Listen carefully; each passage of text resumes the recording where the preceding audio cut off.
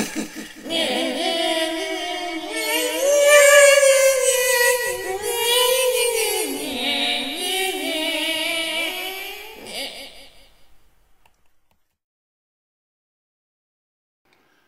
everybody, welcome back to Jeff Bull's Central. We're going to do a movie review for you today. We just checked out the old Fantastic Beast, Crimes of Grindlewald. That Grindlewald is a mean son of a bitch, and he was a pirate. And Hunter S. Thompson. He was a Mad Hatter, whatever. Okay, so this is obviously the sequel to the very first Fantastic Beasts and Where to Find Them, which I really did like as a movie. I'm actually a fan of Harry Potter. I kind of know a lot about Harry Potter that I didn't think I knew, which is kind of weird. Like, I'm like a secret, like a closeted Potterite. Potterite. Is that what they call them? Probably not. You know, I've read all the books, I've seen all the movies multiple times, that kind of thing. I'm just a pop culture nerd, so whatever.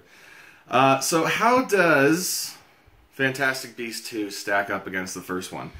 The first one was pretty cool because it took the Potter, the Wizarding world, set it back in time, put it in America, new characters, and it showed off the beasts, the animals, the animal kingdom of the Wizarding world.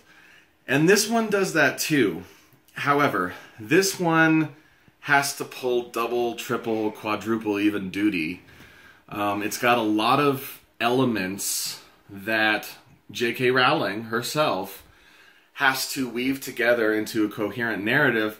Furthermore, it is also the middle chapter of a trilogy, and anybody who's ever written a trilogy knows that's like the hardest to pull off, and very rarely are they very good. Empire Strikes Back, Godfather Part 2, exceptions. There are exceptions. This movie, however, because it's got all these different things going on, it's got to service the animal thing that it's kind of built around.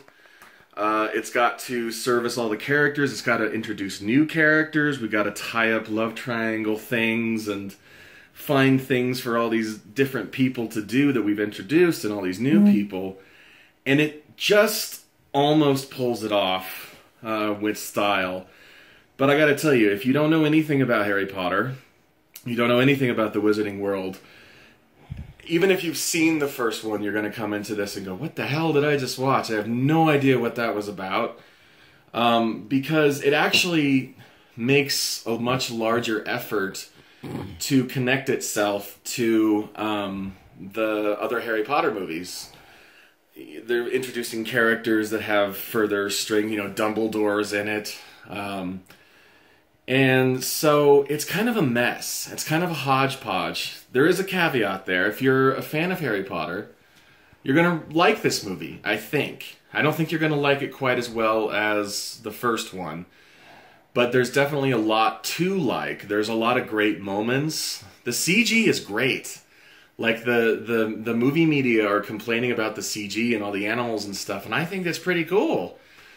I feel like maybe they're kind of the filmmakers feel a little attached to the animal idea, and maybe that's like done them a disservice here. But again, if you are into the Harry Potter universe, you're gonna like the moments that are there for you. If you're not, you're not. And I can't really say this is better than the first one, because it isn't. It's slow in a lot of ways. It's not very focused, because again, they've got all these disparate elements, and they got to try to weave them together. J.K. Rowling has to do that. So, Jeff Bull Central recommends this movie if you're a Harry Potter fan, but don't go thinking it's as enjoyable as Fantastic Beasts, which wasn't that great of a movie. It was good. I enjoyed it. The locations have changed. Now we're in Paris. But, all that being said, get out your wands. That's not a penis joke! Anyways... get out your wands and like do an Asio. Fuck it. I'm gonna give this movie 7 out of 10. That's fair enough. You know what? I changed my mind. I'm gonna give this movie 6 out of 10 because I feel like the first one is 7 out of 10. That was revolutionary what I just did. Swapped the score in the middle of the review. That's all I gotta say, everybody. Do me a favor, like this video, subscribe to Jeff Bull Central, where we bring you music and video games and movies and comics and all sorts of crazy things. It's the most entertaining time you'll have with your clothes on and your wand out. That's all. That's all I gotta say. Catch you next time, guys. Crimes of Grindlewald in theaters now. Bye-bye!